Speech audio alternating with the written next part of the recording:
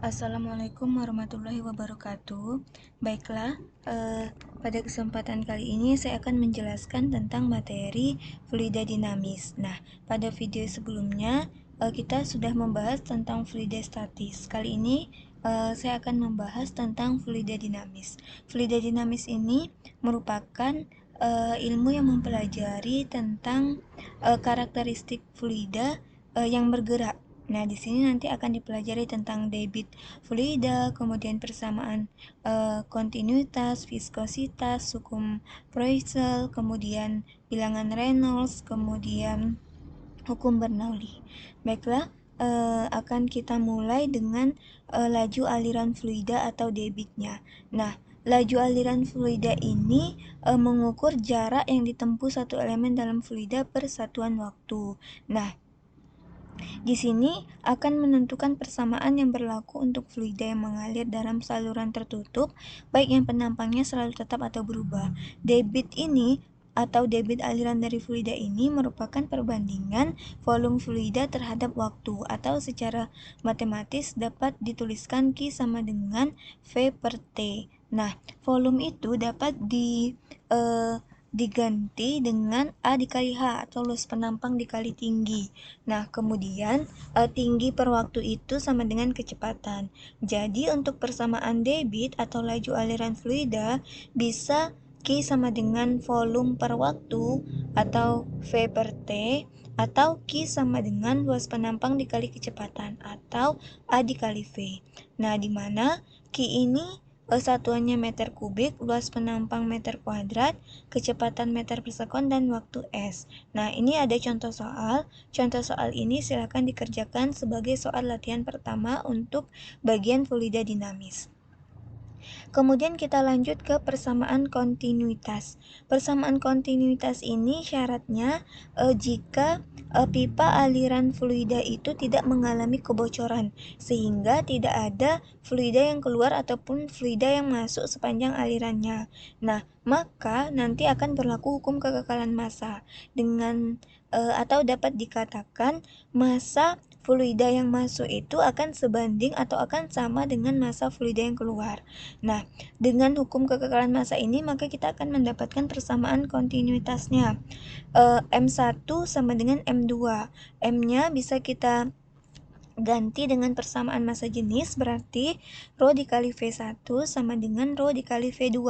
Karena massa jenisnya mengalir sama atau fluida yang mengalir sama, karena zat cair yang mengalir sama, massa jenisnya atau fluida yang mengalirnya sama, maka Rho-nya bisa kita coret sisalah volume 1 sama dengan volume 2. Nah, volume itu dapat kita ganti persamaannya menjadi A1 dikali L1, atau luas penampang dikali panjangnya.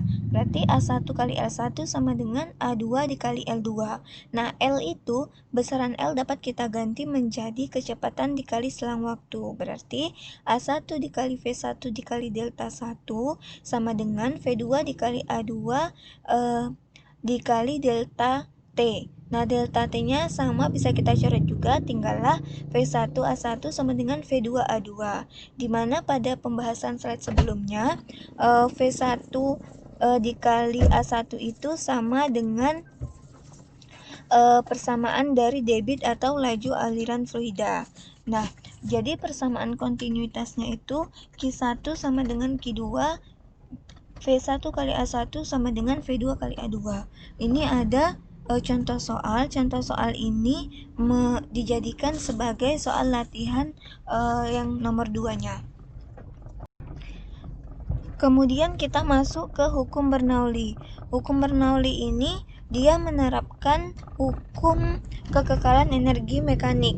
Nah, pada fluida yang bergerak, dimana kita tahu hukum kekekalan energi mekanik itu kan EM1 sama dengan EM2, yaitu energi potensial 1 ditambah energi kinetik 1 sama dengan energi potensial 2 ditambah energi kinetik 2. Nah, di sana kita tahu persamaan energi potensial itu adalah MGH, maka M-nya bisa kita ganti dengan persamaan massa jenis. Begitu juga pada M untuk energi kinetik.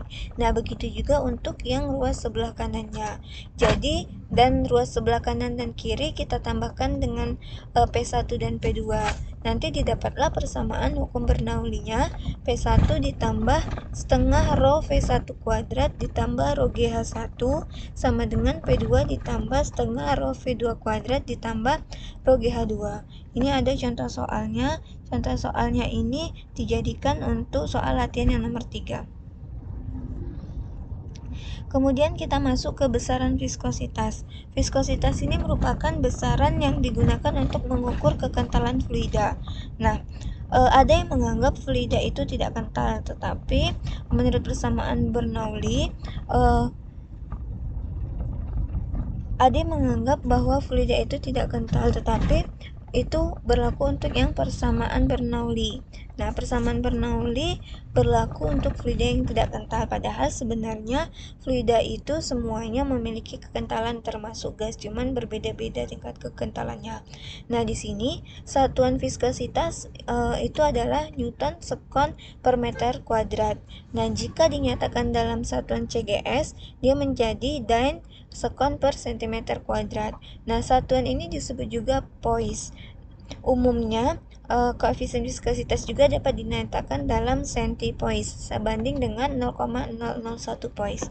Nah, di sini persamaan yang berlaku pada besaran viskositas ini F sama dengan eta A V per L. Nah, di sini F-nya adalah gaya yang diperlukan untuk mempertahankan pelat tetap bergerak relatif dengan kecepatan.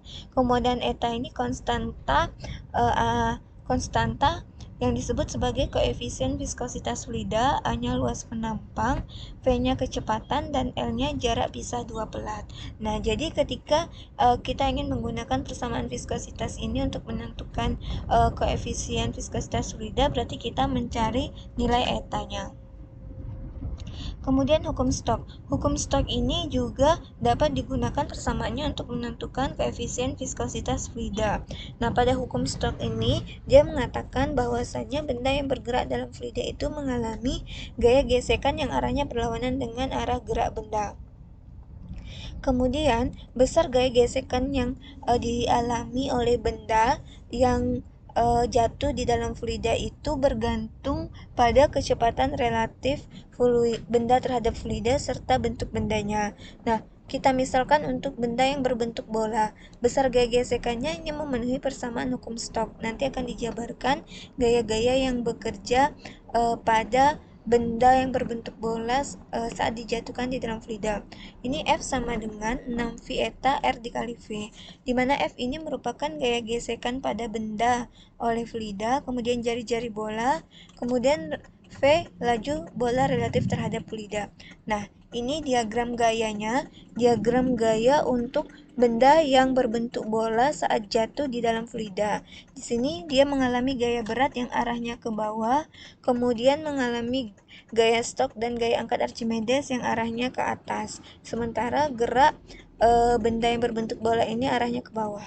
Nah, pada saat bola ini baru jatuh di dalam fluida, dia akan bergerak dengan kecepatannya itu semakin besar karena pengaruh dari percepatan gravitasi. Tetapi pada waktu tertentu dan posisi tertentu, kecepatannya ini akan bernilai tetap atau tidak berubah. Nah, kecepatan yang konstan inilah dinamakan dengan kecepatan terminal. Nah, di sini ada persamaan untuk menentukan gaya-gaya yang bekerja pada benda yang berbentuk bola tadi. Ada gaya beratnya. Persamaan gaya berat itu kan W sama dengan M dikali G. Nah, di mana rho B dikali V dikali G. Di mana V-nya itu karena dia berbentuk bola, maka kita menggunakan persamaan volume bola 4V per 3 R pangkat 3. Berarti rho B 4V per 3 R pangkat 3 dikali G. Kemudian besar gaya angkat Archimedesnya. FA sama dengan rho F V dikali G. Sama V-nya kita ganti dengan volume bola. Nah, jadi persamaan gaya angkat Archimedesnya rho F dikali 4V per 3 R pangkat 3 dikali G. Kemudian besarnya gaya Stokes. Fs sama dengan 6V eta R dikali V. Nah, kemudian ketika benda mencapai kecepatan terminal, maka maka ketiga gaya tersebut berada dalam keadaan seimbang. Maka persamaannya bisa kita tulis W sama dengan FA ditambah Fs. Nah, tinggal dimasukkan besarnya persamaan W yang sudah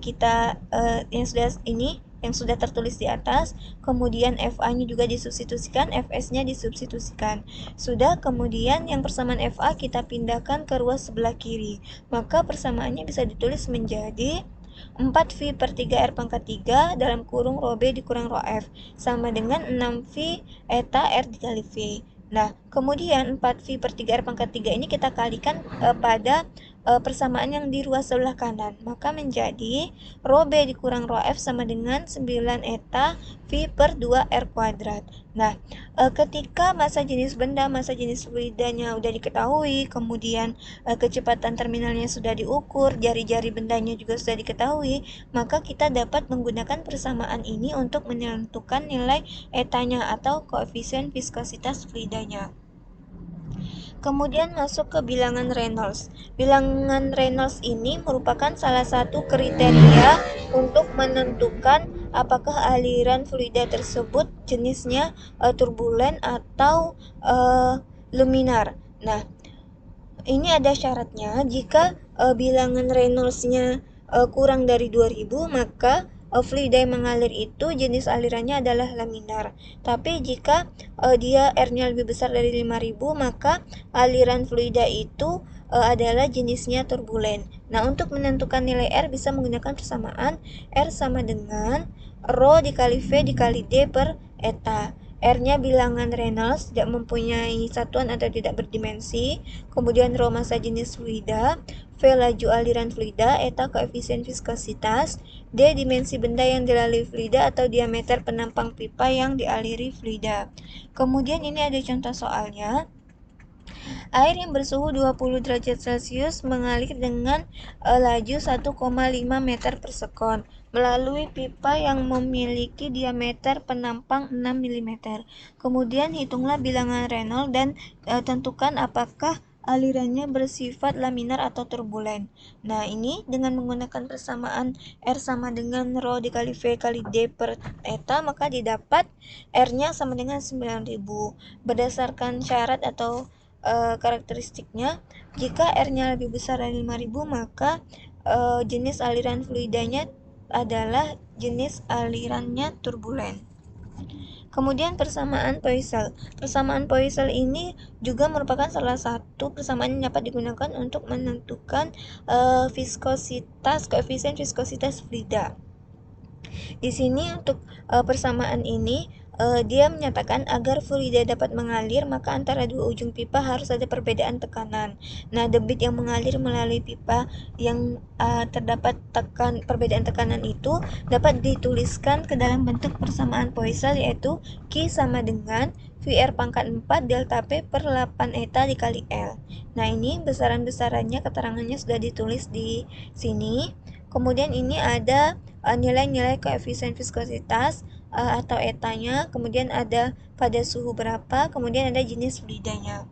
Ini ada contoh soalnya. Oli mesin SAE 10 mengalir melalui pipa kecil dengan diameter penampang 1,8 mm, panjang pipanya 5,5 cm. Yang ditanya berapa beda tekanan antara dua ujung pipa agar oli mengalir dengan debit 5,6 ml per menit. Nah, debitnya sudah diketahui, berarti yang ditanyakan adalah di sini perbedaan tekanannya. Berarti persamaan debit pada persamaan Poiseuille itu dapat kita ubah bentuknya ke dalam bentuk delta P atau perbedaan tekanan. Didapat persamaannya delta P sama dengan 8 eta dikali L dikali Q per VR pangkat 4. Nah, dapatlah perbedaan tekanannya sebesar 3973 Pascal. Baiklah, sekian materi tentang fluida dinamis. Saya akhiri. Wassalamualaikum warahmatullahi wabarakatuh.